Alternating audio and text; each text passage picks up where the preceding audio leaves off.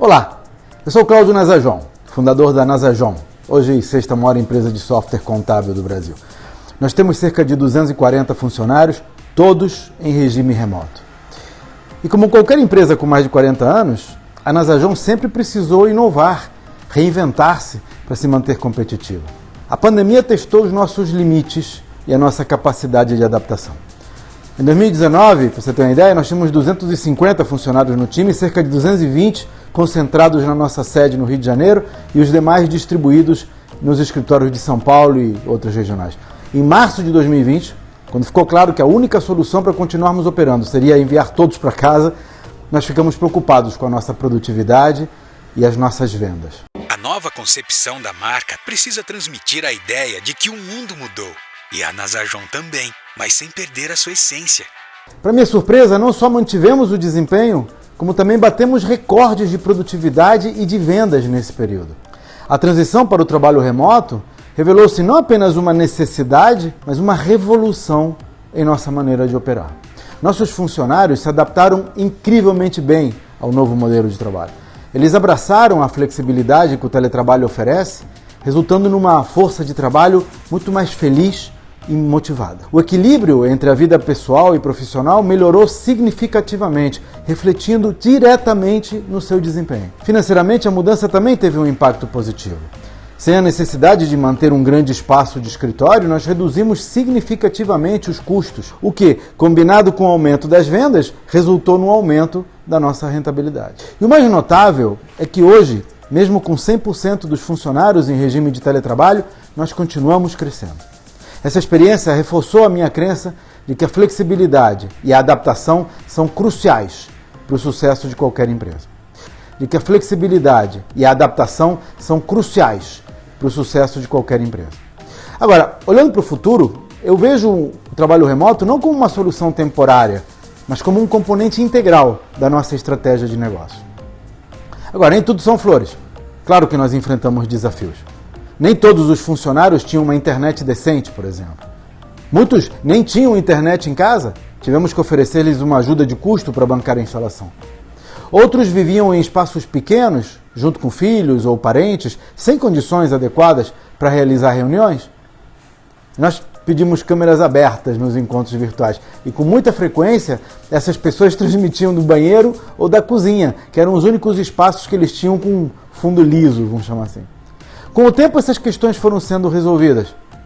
Algumas pessoas se mudaram para lugares com menor custo por metro quadrado, o que permitiu que aumentassem o tamanho das suas habitações. Outras conseguiram enquadrar os espaços na nova necessidade. Hoje, a contratação de funcionários remotos inclui uma visita virtual ao seu ambiente de trabalho. E quando a ergonomia dos imóveis ou os espaços profissionais são inadequados, a gente oferece soluções que passam de ajuda de custo para adequação a sugestões de reforma para resolver o problema. O trabalho remoto não é muito diferente do presencial, mas ele precisa de ajustes. No seu cerne, administrar um negócio remoto não é tão diferente do que administrar um negócio presencial. Quando eu falo com executivos de empresas que cresceram, todos acabamos discutindo sobre os mesmos problemas. Desde o desalinhamento da equipe até como as pessoas têm dificuldade para se adaptar às mudanças. A maioria dos problemas é comum a todas as empresas, sejam elas remotas ou não.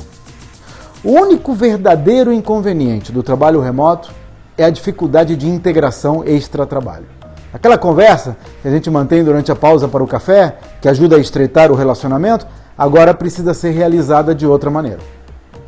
Nós podemos chegar a 80% do caminho com videoconferências e outras ferramentas de colaboração remota, mas quando você não pode sentir a energia do outro, isso torna a integração mais difícil.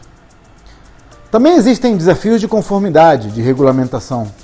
Contratar e gerenciar uma equipe à distância, muitas vezes em locais distantes, com culturas diversas, é tarefa complexa.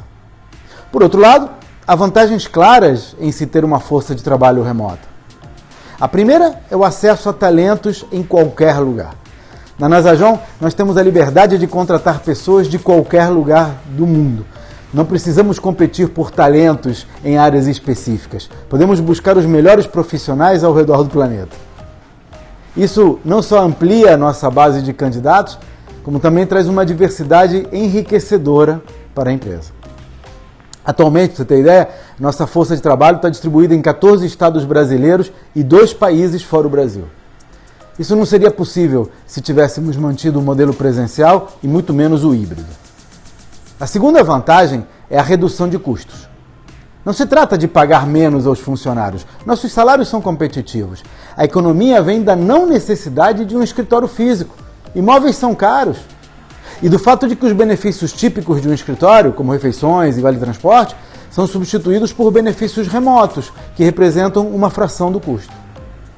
A terceira vantagem é o maior foco. O trabalho remoto realmente aumenta o tempo disponível no dia da pessoa. Para começar, economizam-se em média 2 horas de deslocamento entre casa e escritório, que muitos usam para ficar com a família ou para o lazer pessoal. Além disso, o trabalho remoto gera menos distrações durante o expediente.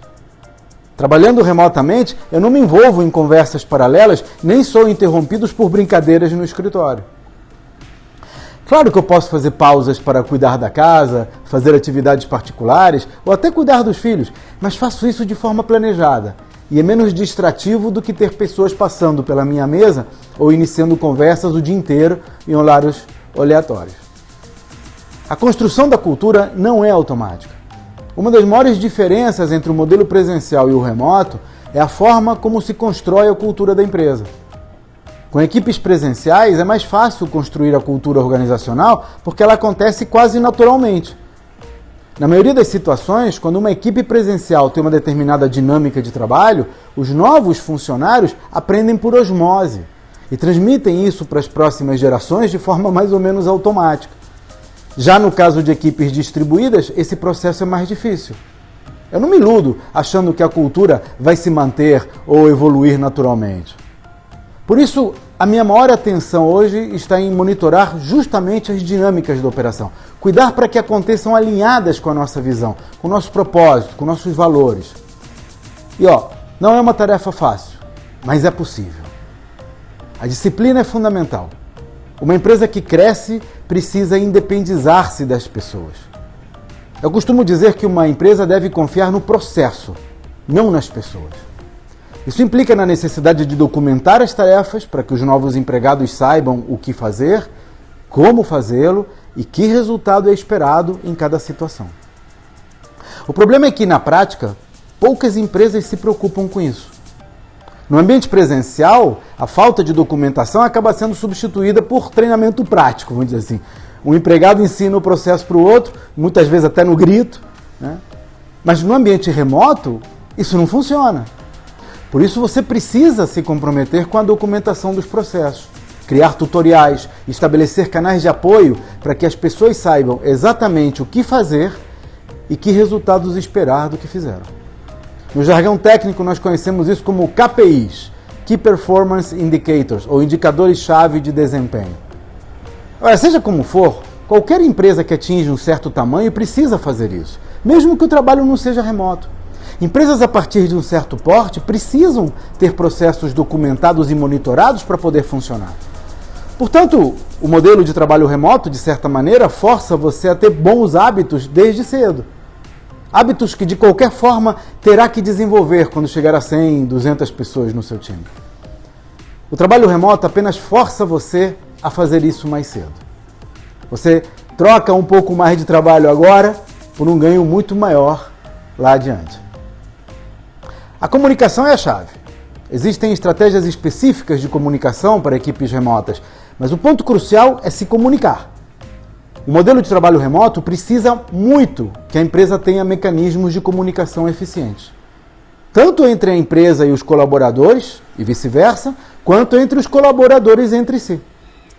Isso inclui noticiários, nós temos uma intranet com mensagens, troca de informações e várias outras funcionalidades. Inclui mecanismos de avaliação de satisfação, interna e externa, agendas colaborativas, e outras ferramentas que hoje são acessíveis a qualquer empresa que queira implementá-las. Conclusão. A minha percepção é que muitos gestores estão preferindo a volta para o escritório, ou o monstro de duas cabeças, conhecido como modelo híbrido, que é pior ainda, por simples desconhecimento de que existem mecanismos para manter o trabalho remoto tanto ou mais eficiente do que o presencial. Eu espero que estas reflexões sirvam a você para mostrar que existe uma solução melhor, que não há nada inerentemente problemático com o trabalho remoto e que os benefícios compensam amplamente os desafios. Pode não funcionar para todos, mas funciona para nós e pode ser que funcione para você. Até a próxima.